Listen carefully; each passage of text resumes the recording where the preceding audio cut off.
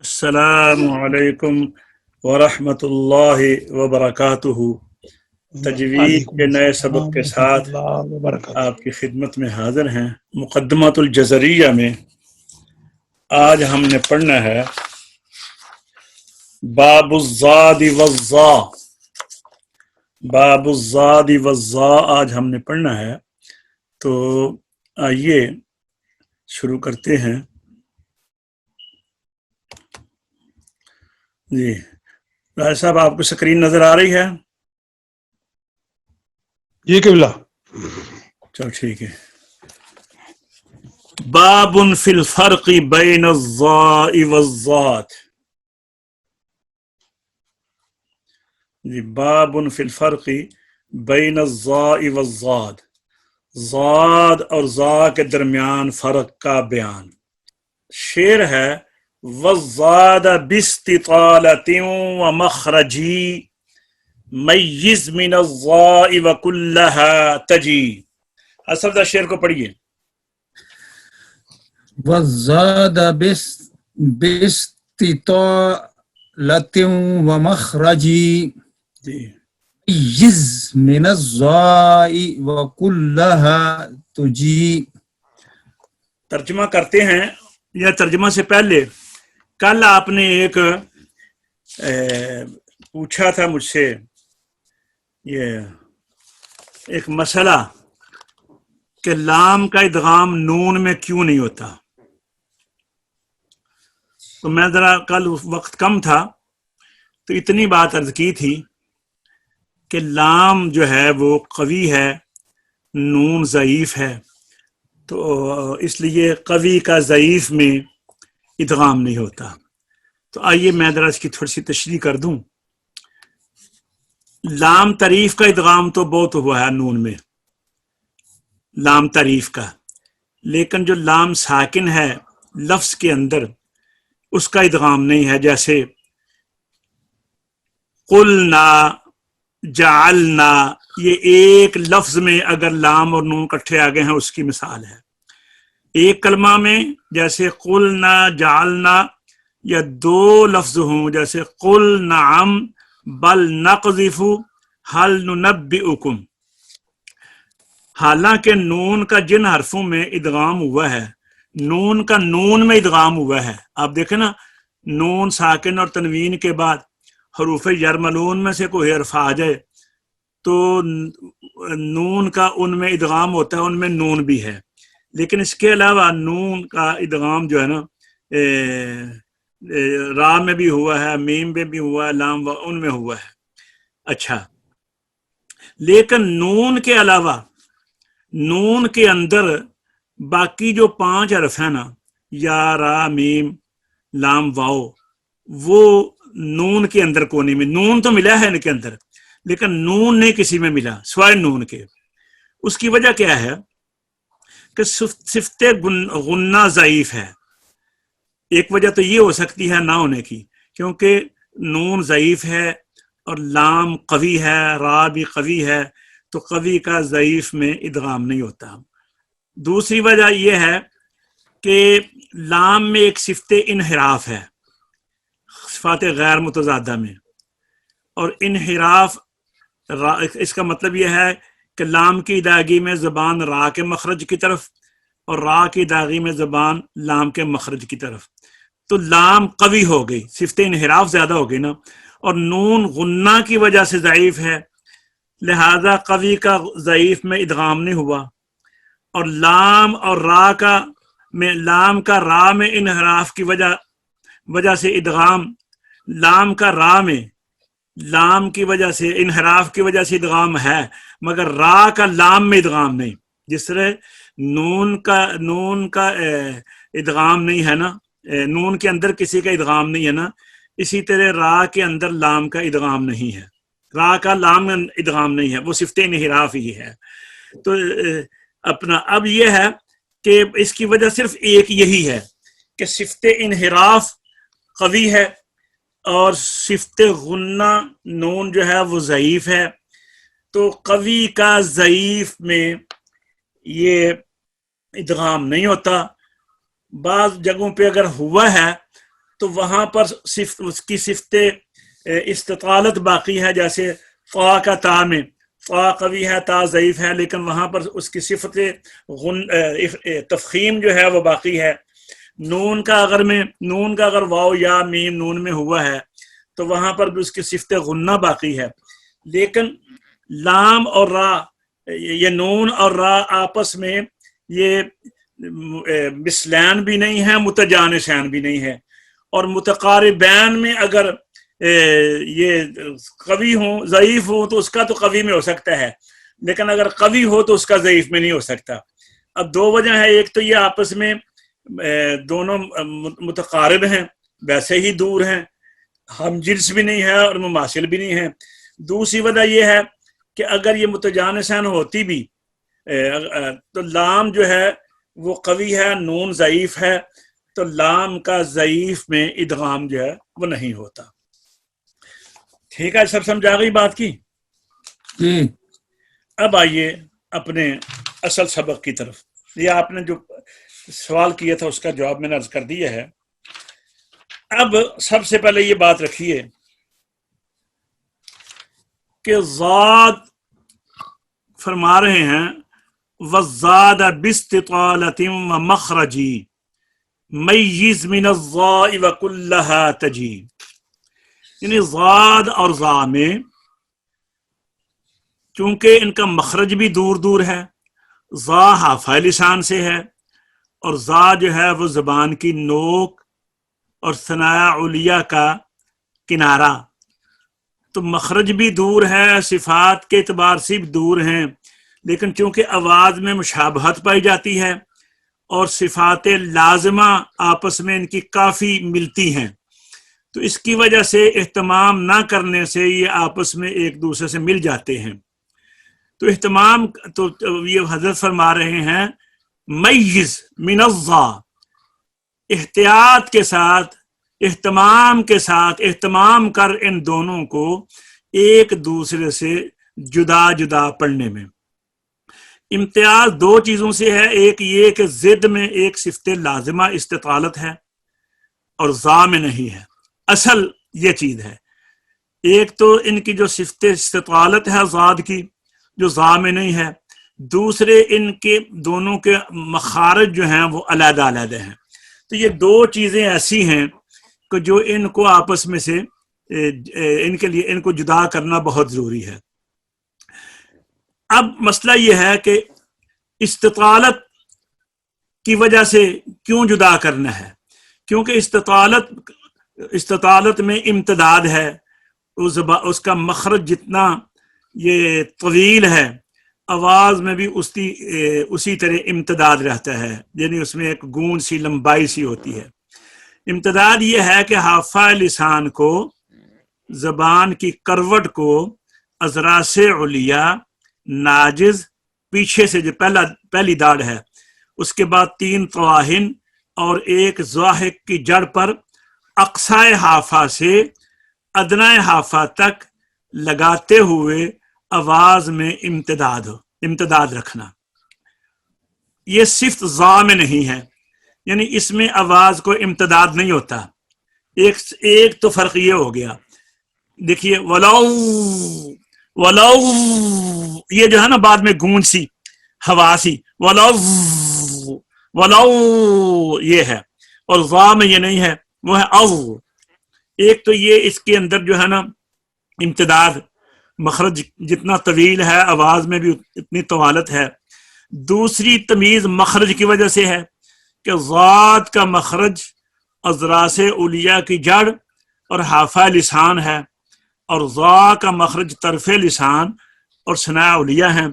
باقی آپ دیکھ لیں صفات میں دونوں جہر میں ہیں، دونوں رخاوت میں ہیں، دونوں استعلاء میں ہیں، دونوں اطباق میں ہیں، دونوں اسمات میں ہیں۔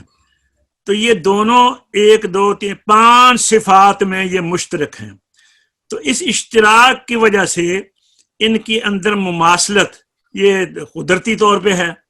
حقیقت یہ ہے کہ باقی حقیقت یہ ہے کہ ذات کی اپنی مستقل آواز ہے، اور چونکہ ذات کا مخرج مجرائے ہوا سے ہٹ کر حافہ سے تعلق رکھتا ہے، اس لیے اس کا ادا کرنا مشکل ہے۔ دوسری وجہ یہ ہے کہ ضاد عربی زبان کے علاوہ اور کسی زبان میں نہیں پایا جاتا، تو غیر عرب جو ہیں ان کے لیے مزید دشوار ہے۔ یہ اردو فارسی یہ الفاظ جو اس کے اندر آتے ہیں حروف ہجا، تو یہ عربی کی وجہ سے، کیونکہ اردو اور عربی جو ہے ان کے اکثریت جو ہے ان کے الفاظ کی اور اس کے تلفظ کی وہ عربی کے ساتھ ملتی جلتی ہے۔ تو یہ ان تین زبانوں کے علاوہ اردو، عربی اور فارسی، یہ تین زبانیں جو ہیں یہ آپس میں قریب ہیں، تو ان کے علاوہ اور کسی زبان میں یہ لفظ ضاد نہیں ہے۔ تو اب مختلف علاقوں میں لوگ حرف ضاد کی ادائیگی میں آج سے نہیں، زبانہ قدیم سے یہ مطلب ہے کہ یہ پرابلم ہے۔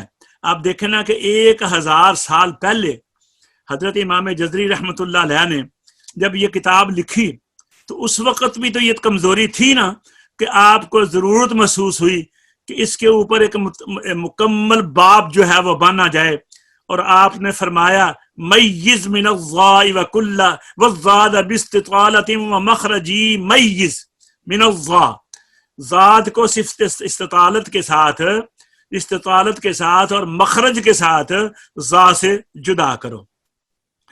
اب تاریخ یہ بتاتی ہیں کچھ کتب کہ ضاد کی بجائے ضا سب سے پہلے شامیوں نے اس کا استعمال کیا، اور بعض اہل مشرق جن میں ہم بھی شامل ہیں، یہ فارسی زبان والے بھی شامل ہیں، تو یہ کچھ لوگ ان میں سے ضاد کی بجائے ذال پڑھتے تھے، کچھ ضاد کی بجائے یہ زوئیں پڑھتے تھے، کچھ جو ہیں یہ ضاد کی بجائے دال پڑھتے تھے، اور آج بھی ضاد کی بجائے دال مفخمہ یہ جو ہیں یہ، اور کچھ لوگ زا کی آواز میں بھی پڑھتے تھے۔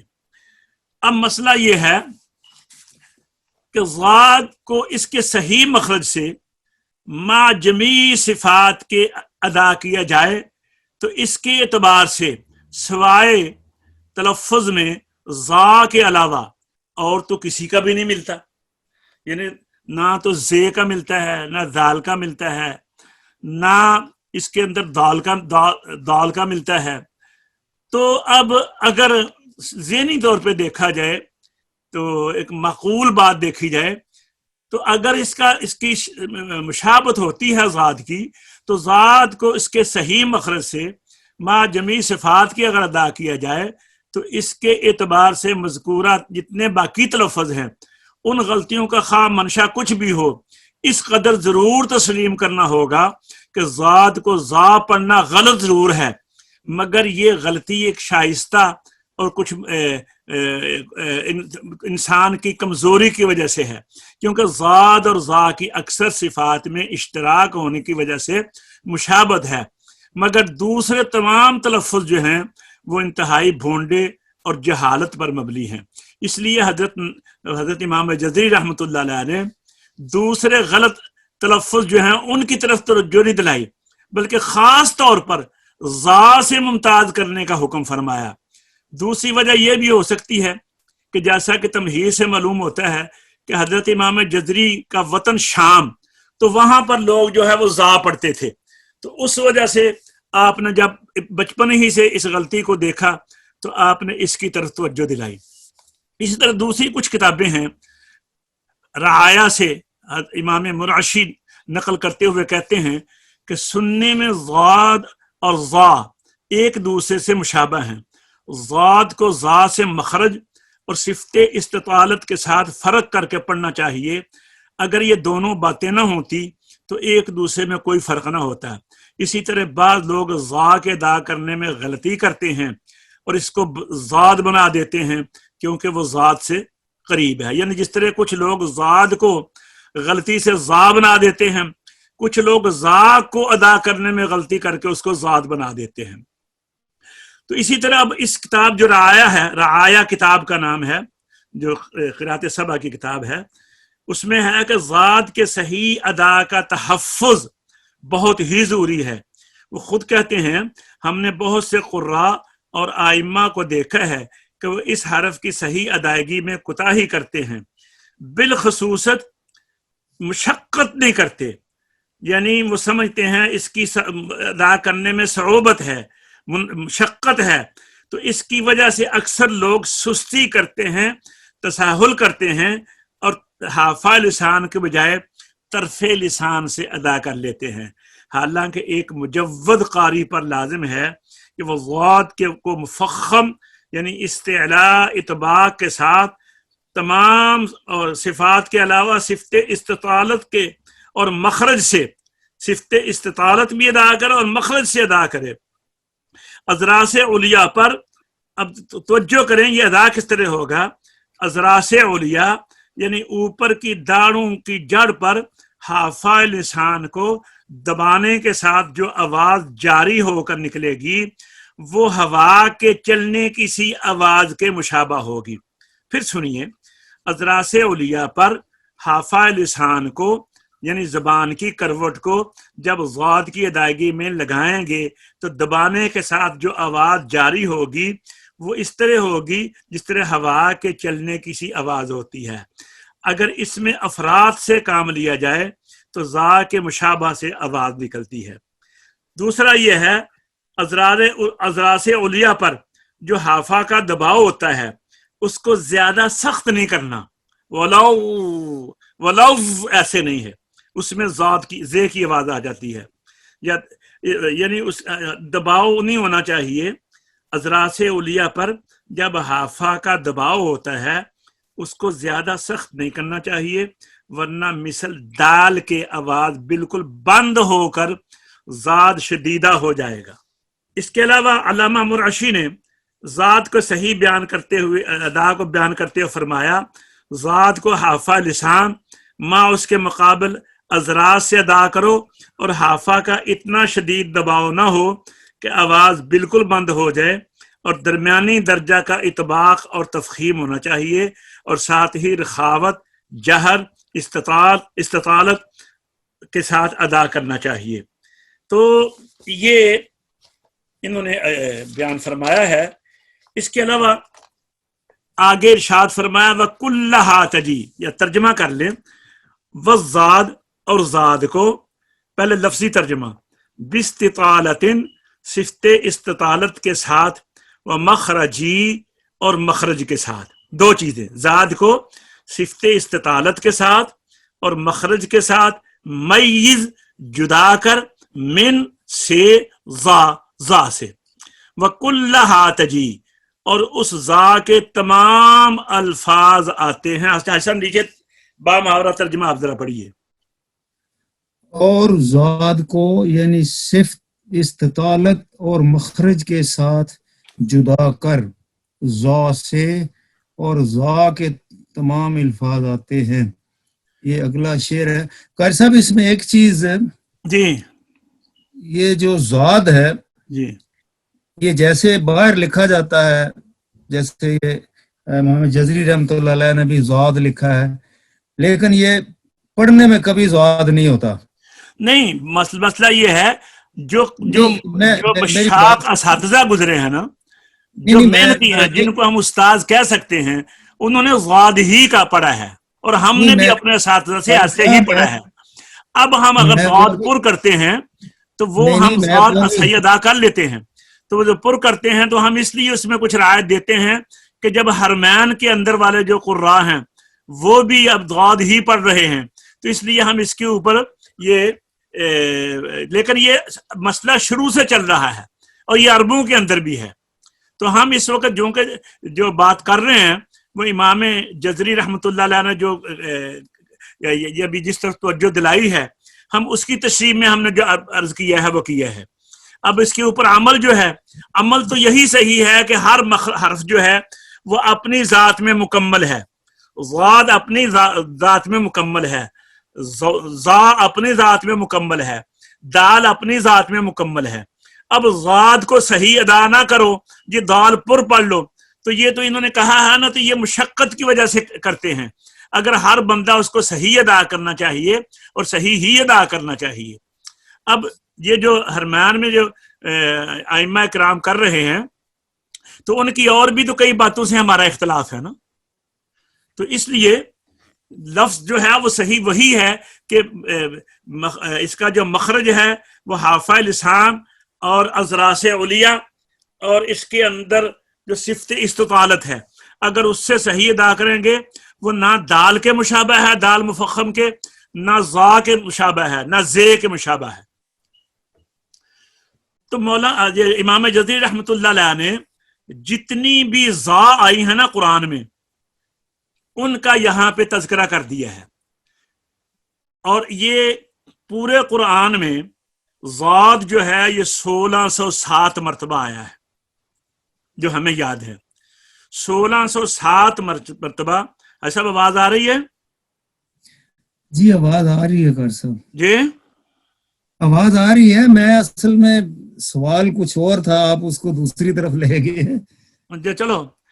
میں یہ عرض کر رہا ہوں کہ یہ جہاں بھی لکھا جاتا ہے یہ ذا الف جب ذا دال آگے اس کے پڑی ہوئی ہے زاد، لیکن یہ جب قرآن نہیں بات پتہ کیا ہے وہ تب دیکھیے الف میں بھی آخر میں فے ہے، جیم میں بھی آخر میں میم ہے، دال میں بھی آخر میں لام ہے، زال میں بھی آخر میں میم ہے، یہ لام ہے، زال میں بھی آخر میں لام ہے، رے میں آخر میں یہ ہے، زے میں یہ ہے. اور جب تو جو 2 حرفی حرف ہیں ان کے اندر تو چلو الف ہم نے ڈال لیا با تا تھا، لیکن جو 3 حرفی ہیں ان کے اندر تو تیسرا حرف اور ہے، تیسرے حرف کو اٹھا دینا، 2 حرف ہی رہنے دیں.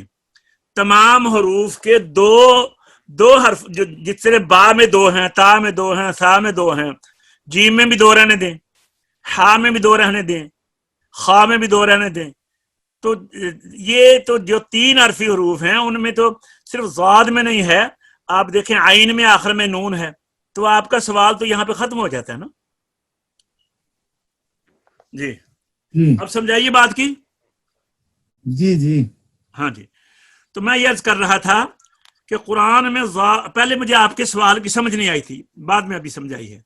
قرآن میں ذات جو ہیں ان کی تعداد 1607 ہے اور ذا جو ہے ان کی تعداد 842 ہے. 842. تو انہوں نے ذات کی بجائے ذا بیان کر دیے ہیں 842 کہ یہ جو 842 ہیں ان کو یاد کر لو، اور یہ جو 842 ہیں ان کے جو مادے ہیں وہ 30 ہیں. تو مادوں کو بیان کر رہے ہیں کہ ان مادوں کو اس لیے یاد کر لو کیونکہ قرآن کریم میں یہ جتنے بھی آئے ہیں 7 شعروں میں جمع انہوں نے کر دیے ہیں تاکہ طلبہ بالخصوص نبینہ طلبہ جو ہیں ان کو یاد کر لیں. اور ضاد والے کلمات کو اس لیے نہیں کہ وہ قرآن میں بہت زیادہ ہیں، جب ضا کے یاد ہو جائیں گے 30 کہ ان سے جتنے بھی لفظ بنے گے، ابھی میں آپ کو بتاتا ہوں جتنے بھی الفاظ بنے گے ان اوزان سے وزنوں سے وہ جو ہیں وہ ضا کے اندر ہیں.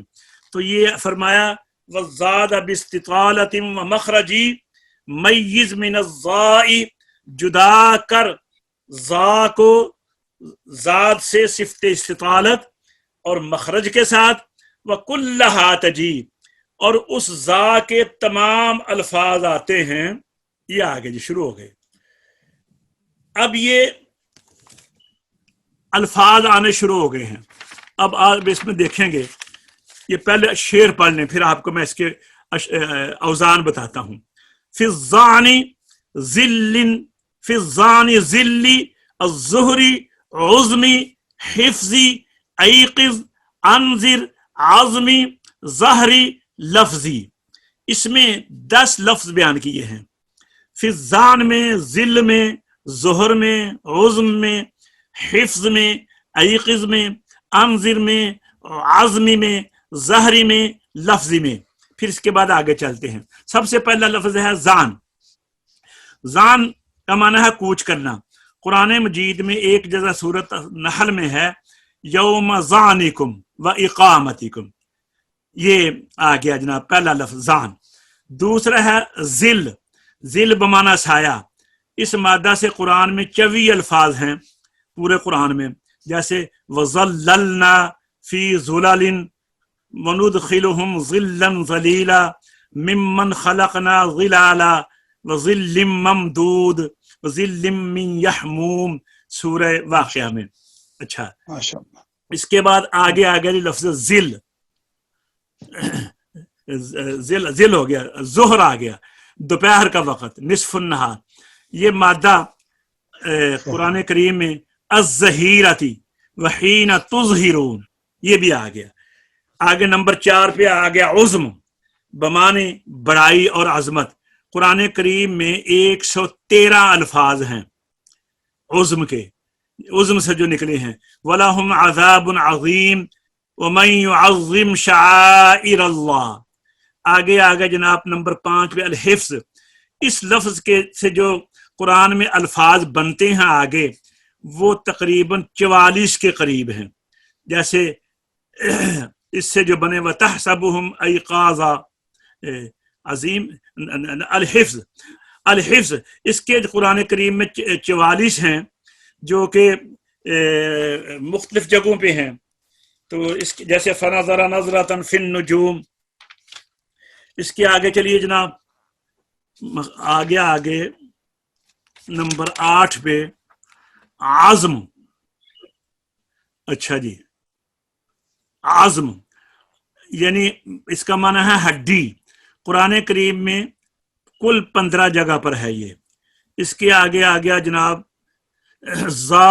ظہر، اچھا عزم کے بعد ظہر، اور یہ ظہور سے ہے، ظاہر بمعنی ظاہر ہونا۔ وَذَرُوا ظَاهِرَ الْإِثْمِ وَبَاطِنَهُ وَأَظْهَرَهُ اللَّهُ عَلَيْهِ فَلَا يُظْهِرُ عَلَى غَيْبِهِ أَحَدًا إِن يَظْهَرُوا عَلَيْكُمْ لِيُظْهِرَهُ عَلَى الدِّينِ كُلِّهِ تُظَاهِرُونَ عَلَيْهِمْ وَمَعَارِجَ عَلَيْهَا يَظْهَرُونَ۔ قرآن کریم میں یہ 37 الفاظ ہیں۔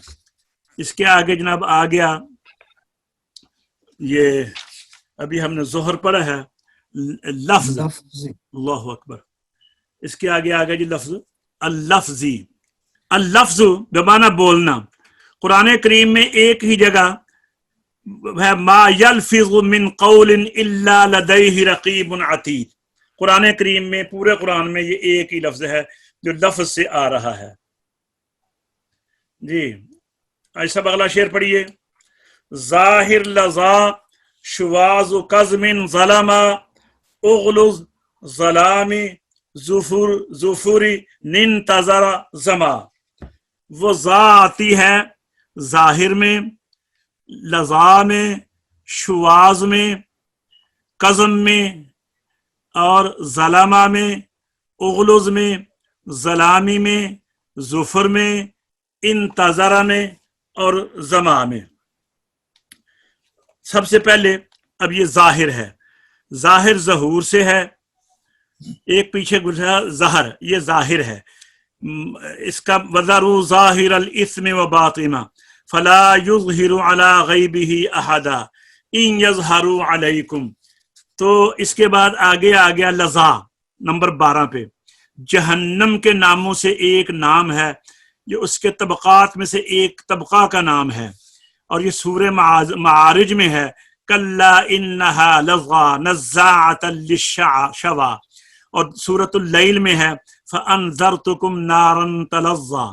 اس کے آگے نمبر 13 پہ ہے شواذ، شین کے ضمہ کے ساتھ، اور شواذ وہ شعلہ جس میں دھواں نہ ہو۔ یرسل علیکما شواذ من نار، سورۃ الرحمن میں ہے۔ اس کے بعد جناب آگے آ گیا 14 نمبر پہ قزم۔ قزم کا معنی ہے غصہ کو ضبط کرنا۔ قرآن مجید میں 6 جگہ ہے، والکاظمین الغیظ اور قزیم، مکظوم، مختلف جگہوں پہ یہ آتا ہے۔ آگے لفظ ہے نمبر 15 پہ ظلمہ، زوئیں کے ساتھ۔ ظلمہ میں بمعنی کسی شے کو اس کے غیر محل میں رکھنا، اور مطلب یہ ہے زیادتی کرنا۔ قرآن میں ظلمہ، یظلم، ظلمت، ظلمت، ظلموا، یظلمون، ظلما، ظالمون، ظالمین، الظالم، ظالمۃ، ظلوم، ظلام، अज़लमु मज़लूमा, और बहुत से सीगों के साथ ये इस्तेमाल हुआ है। इसकी तादाद जो है वो 282 के करीब है। इसके आगे है जनाब उगलुज़। उगलुज़ 16 नंबर पे है। उगलुज़ गिल्ज़ा, इससे गलीज़ अल क़ल्ब माना है मोटा, भारीपन। गलीज़ अल क़ल्ब फस्तग़लज़ा वग़लुज़ गलीज़न गिलाज़ुन गिल्ज़तुन। कुरान करीम में तमाम अल्फाज इसी मादा से 13 के करीब हैं। आगे है जनाब ज़लाम नंबर 17 पे। ज़लाम ज़लाम से बमाना है अंधेरी, अंधेरे को कहते हैं ज़लाम। इससे ज़लामत भी है, और इससे जो लफ्ज़ कुरान में बड़े हैं वह 25 हैं।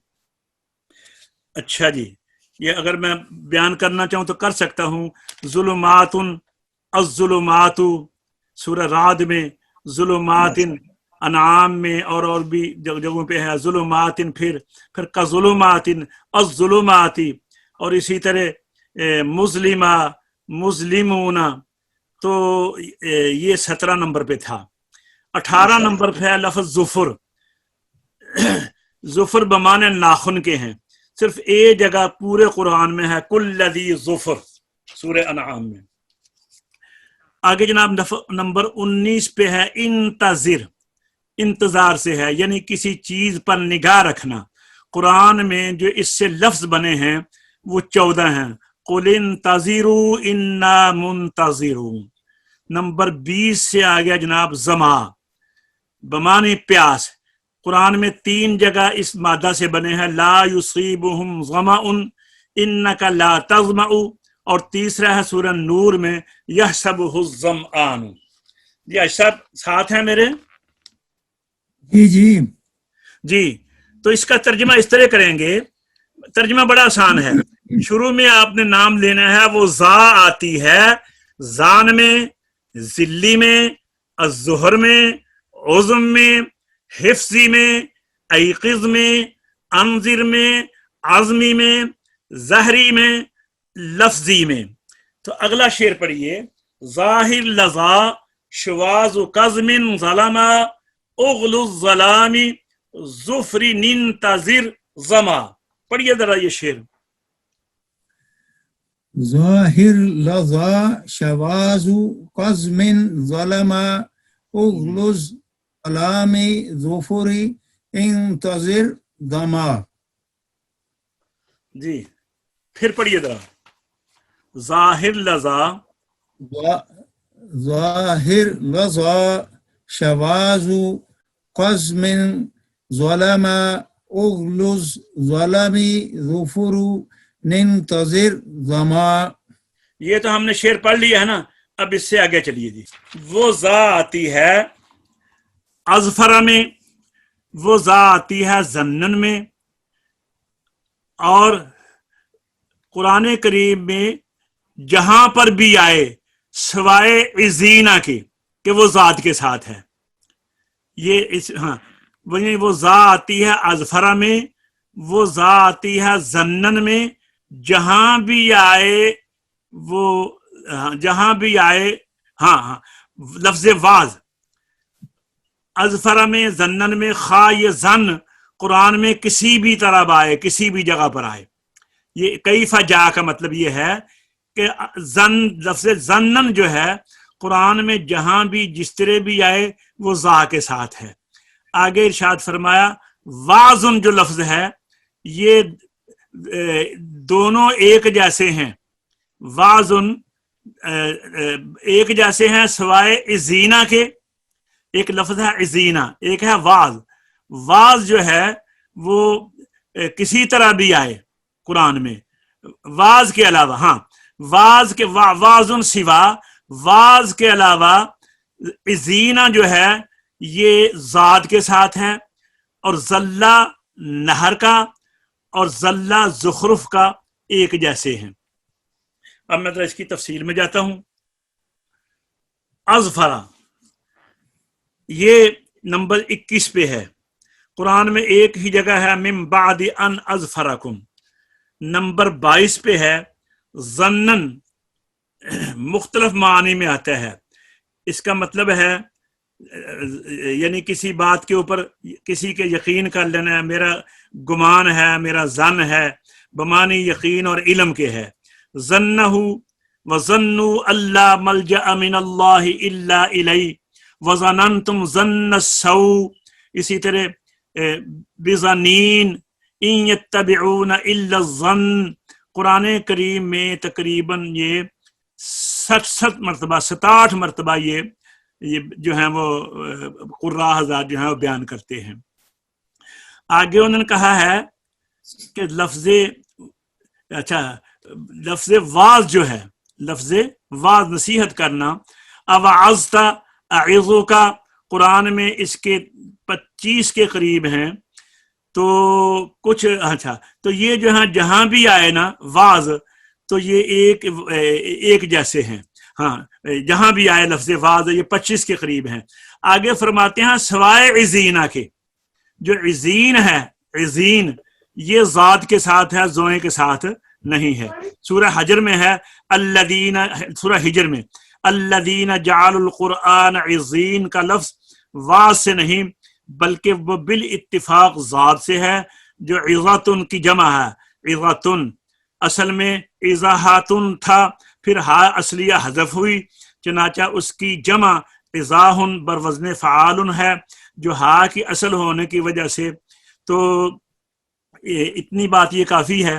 آگے فرما رہے ہیں ذلہ سورہ نحل کا اور سورہ زخرف کا، یہ نمبر 24 کے آ گیا.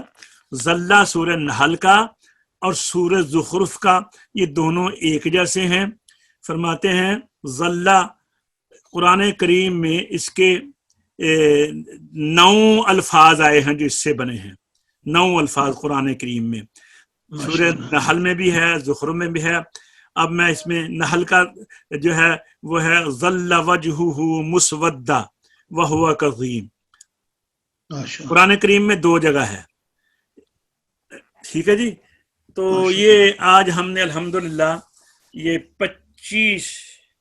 24 الفاظ پڑھے ہیں. اب باقی رہ گئے ہیں یہ 1 شعر 2 شعر 3 اشعار اور ہیں. تو آج 3 اشعار کے اوپر ہی ہم انشاءاللہ کرتے ہیں. تو بلکہ 4 باقی اور ہیں، ایک اور پڑھ لیتے ہیں جی. وَزَلْتَ زَلْتُمْ وَبِرُومٍ زَلُّوا كَالْحِجْرِ زَلَّتْ شُعَرَانَ زَلُّوا. اصل یہ ترجمہ یہ شعر پڑھیے ذرا.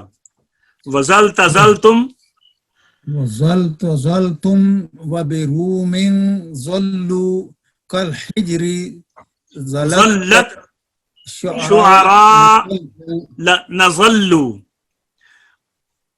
ترجمہ لفظی کر لیں. اور وہ زا آتی ہے زلتا میں اور وہ زا آتی ہے زلتم میں. لفظ ہے فضلتم سورہ روم اور واقعہ میں. اچھا زلو وہ زا آتی ہے زلو میں، اور مثل ہجر والے کے کہ ہجر میں فضلو ہے، لزلو فضلو دونوں ایک ہی لفظ سے ہیں. وہ زا آتی ہے زلت میں، پیچھے تھا زلتا زلتا زلتم. سورہ روم میں زلو، اور اب سورہ ہجر میں زلو، اور یہ کہتے ہیں زلو اور لزلو یہ سورہ ہجر والے فضلو کے متعلق ہے. آگے ارشاد فرمایا زلت تا کے ساتھ، زا آتی ہے زلت میں اور سورہ شعراء میں ہے نزلو.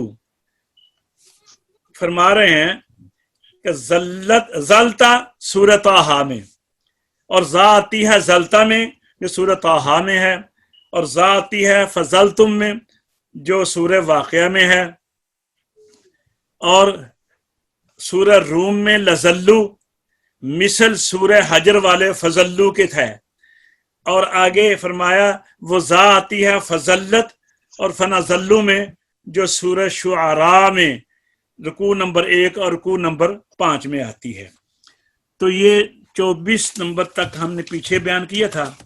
یہ اب 25 نمبر جو ہے وہ میں عرض کرتا ہوں.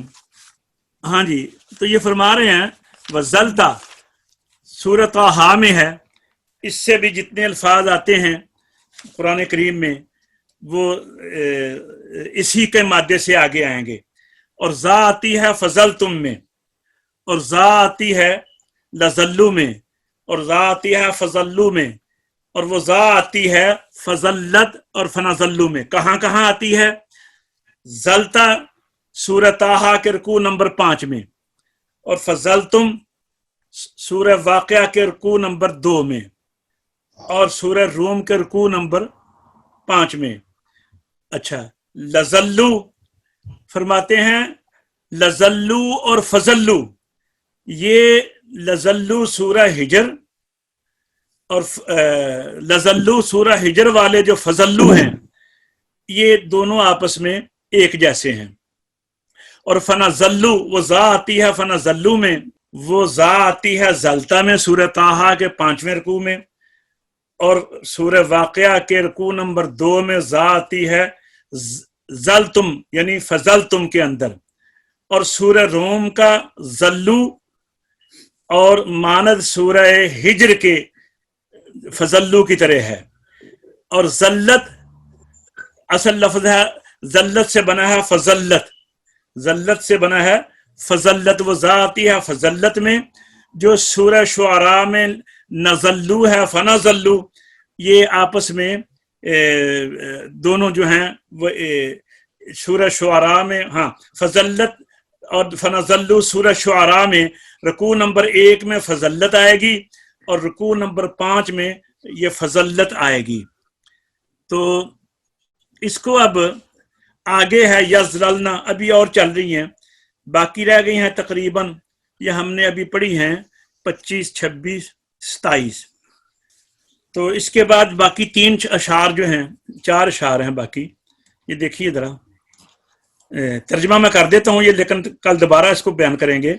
और वो जा आती है यज़ललना में, वो जा आती है महजूरन में, वो जा साथ अल मुहतज़िरी के, वो जा आती है कुन तफज़्ज़न के साथ, वो जा आती है कुन तफज़्ज़न के तमाम अल्फाज, और वो जा आती है अन-नज़री में, वो जा आती है इल्ला बवैलिन हल व ऊला नाज़िरा वल गैज़ी लर्रादी व हूदिन कासिरा। अच्छा, वो जा आती है नजरी में, वो तमाम अल्फाज जो नजरी के हैं ये पीछे है लफ्ज, इल्ला बिवैलिन, मगर सूरह वैलुल मुतफ्फिफीन में जो है वो सूरह मुतफ्फिफीन में है जो हल के साथ है, हल अता, यहाँ से सूरह तत्फीफ में। और हाँ, और वो सूरह हल अता अलल इंसान मिन सूरह दहर में, सूरह दहर में जो लफ्ज नजरी आता है वो भी जा के साथ है, और पहला नाजिरा जात के साथ है। सूरह हल अता में पहला नाजिरा जो है वो जात के साथ है, और एक नाजिरा जो है वो जीन के जोए के साथ है, जा के साथ। और वो जा आती है गैज़ में, ना कि सूरह राद में। सूरह राद में जो है वो जा के साथ नहीं है, वो जा आती है सूरह हूद में। इस हाल में कि वो सूरह राद और सूरह हूद लफ्ज की कमी के माने वाला है।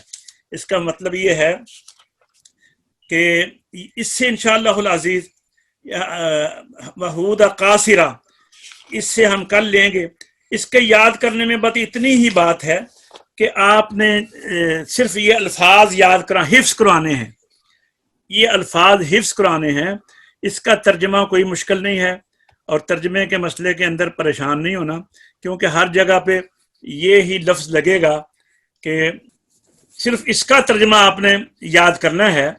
और ज़ाद को वज़ाद बिस्तितालति व मखरजी मय्यिज़ मिनज़्ज़ाइ व कुल्लहा तजी, और ज़ाद को साथ इस्तितालत और मखरज से जुदा करो ज़ा से, व कुल्लहा तजी, और वो तमाम ज़ा आती हैं इन हरूफ में, इन अल्फाज में। अब यहाँ पे याद इस तरह करना है कि वो ज़ा आती है ज़ान में, वो ज़ा आती है ज़िल्लिन में, वो ज़ा आती है ज़ुहर में, वो ज़ा आती है उज़ुम में, वो ज़ा आती है हिफ्ज़ में, وہ ذا آتی ہے ایقظ میں، وہ ذا آتی ہے انذر میں، وہ ذا آتی ہے عزم میں، وہ ذا آتی ہے زہر میں، وہ ذا آتی ہے لفظی میں، وہ ذا آتی ہے ظاہر میں، وہ ذا آتی ہے لواز کے مادہ کے ساتھ، وہ ذا آتی ہے شواز میں، وہ ذا آتی ہے قزم میں، وہ ذا آتی ہے ظلامہ میں، وہ ذا آتی ہے اغلظ میں، وہ ذا آتی ہے ظلامی میں، وہ ذا آتی ہے ظفر میں، وہ ذا آتی ہے انتظر میں، وہ ذا آتی ہے زما میں۔ آگے چلیے جی، وہ ذا آتی ہے ظاہر میں، وہ ذا آتی ہے لزا میں، وہ ذا آتی ہے شواز میں، وہ ذا آتی ہے قزم میں، وہ ذا آتی ہے ظلامہ میں، وہ ذا آتی ہے اغلظ میں، وہ ذا آتی ہے ظلام میں، وہ ذا آتی ہے ظفر میں، وہ ذا آتی ہے انتظر میں، وہ ذا آتی ہے زما میں، وہ ذا آتی ہے ازفرا میں، اور وہ ذا آتی ہے زنن میں۔ اور جس طرح بھی آئے لفظ واز میں سوائے ازینہ کے کہ یہ ذات کے ہے، یعنی واز جہاں پر بھی آئے سوائے لفظ ازینہ کے۔ اور پھر آتا کہا وہ ذا آتی ہے ذلہ، جو سورہ نحل کے رکوع نمبر 7 میں ہے، اور سورہ زخرف کے اندر رکوع نمبر 2 میں ہے، یہ دونوں ایک جیسے ہیں۔ وہ ذا آتی ہے ذلتا میں، وہ ذا آتی ہے فضلتم میں جو سورہ واقعہ میں ہے، اور سورہ روم کے رکوع نمبر 5 میں وہ ذا آتی ہے لزلو میں، جو کہ مثل والا سورہ ہجر کے مثل کی طرح ہے۔ وہ ذا آتی ہے ذلت میں اور فنزلو میں سورہ شعراء میں، ٹھیک ہے جی۔ وہ ذا آتی ہے یزللن میں، وہ یا آتی ہے محظورن میں، وہ یا آتی ہے محظورن میں ساتھ اور محتضری میں بھی، اور وہ ذا آتی ہے کنت فظن میں، اور تمام الفاظ سورہ قمر کے۔ اچھا، اور وہ ذا آتی ہے نظر میں کنت فظن، وہ ذا آتی ہے سورہ ویل للمطففین میں، وہ ذا آتی ہے سورہ حل عطا میں، اور جو پہلا سورہ قیامہ میں جو ناظرہ 2 ہے، پہلا جو ہے وہ ذات کے ساتھ ہے، دوسرا ذا کے ساتھ ہے، یعنی تین جگہ نظر ذات سے آیا ہے، اور ذا آتی ہے غیظ میں، نہ کہ سورہ رعد اور ہود میں، وہاں پھر ذا کے ساتھ نہیں ہے۔ اس حال میں کہ وہ رعد والا لفظ کمی کے معنی آتا ہے، وہ ہے تغیظ الارحام، یہ تھا کمی کے معنی میں، تغیظ الارحام وغیظ الماء، یہ بھی کمی کے معنی میں ہے۔ یہ سارے ذات کے ہیں، مادہ غیظہ ذا سے نہیں بلکہ ذات سے ہے۔ تو حاجی صاحب یہ آپ حضرات کو، یہ اصل میں میرے ساتھ جو دوسرے بچے پڑھ رہے ہیں نا، انشاءاللہ وہ پڑھیں گے، اور یہ جو لوگ یہ علم ہے نا، آج یہ کتنی بات کام کر گئے ہیں کہ انہوں نے ہمیں بتا دیا ہے کہ ذات قرآن میں کتنی مرتبہ آیا ہے، اور یہ بھی بتا دیا ہے کہ ذا کتنی مرتبہ آئی ہے، ذات کتنی مرتبہ آیا ہے اور ذا کتنی مرتبہ آیا ہے۔ تو یہ تو قرآن کریم کے اندر یہ عشق کا ایک اچھوتا یہ ایسی مثال ہے عشق کی قرآن کریم کے ساتھ کہ عاشقوں نے زبریں زیریں پیشیں تک جو ہیں وہ گن کے رکھ دی ہیں۔ اب آپ دیکھ لیجئے کہ ذات کے متعلق انہوں نے بتا دیا ہے کہ ذات کتنی مرتبہ ہے اور ذا کتنی مرتبہ ہے، اور انہوں نے تعداد تک بتا دی کہ لفظ ذات میں جو فلانا لفظ ہے، مثلا زان میں یہ کتنی مرتبہ آیا ہے، ذل میں کتنی مرتبہ آیا ہے، ظہر میں کتنی مرتبہ آیا ہے، حفظ میں کتنے مرتبہ، یہ تمام تعداد ہے انہوں نے بتا دی ہے۔ الحمدللہ، تو آج کا ہمارا یہ سبق جو ہے وہ اپنے اختتام تک پہنچتا ہے۔ اللہ تبارک و تعالی ہمیں توفیق عطا فرمائے۔ جو باقی ذا کے متعلق 4 اشعار ہیں، یہ کل 8 اشعار تھے، 4 ہم نے آپ کے سامنے عرض کر دیے ہیں، تو باقی جو رہ گئے ہیں یہ 6 تھے غالباً، 1 2 3 4 5 6 ہاں 8 ہیں۔ تو ہم 8 میں سے کچھ ہم نے بیان کیے ہیں، جو رہ گئے ہیں انشاءاللہ وہ آئندہ آنے والے سبق میں ہم وہ بھی کمپلیٹ کریں گے۔ اللہ تبارک و تعالی ہمیں توفیق عطا فرمائیے، اللہ تبارک و تعالی ہمیں سب کو حفظ و امان میں رکھے۔ السلام علیکم ورحمۃ اللہ وبرکاتہ۔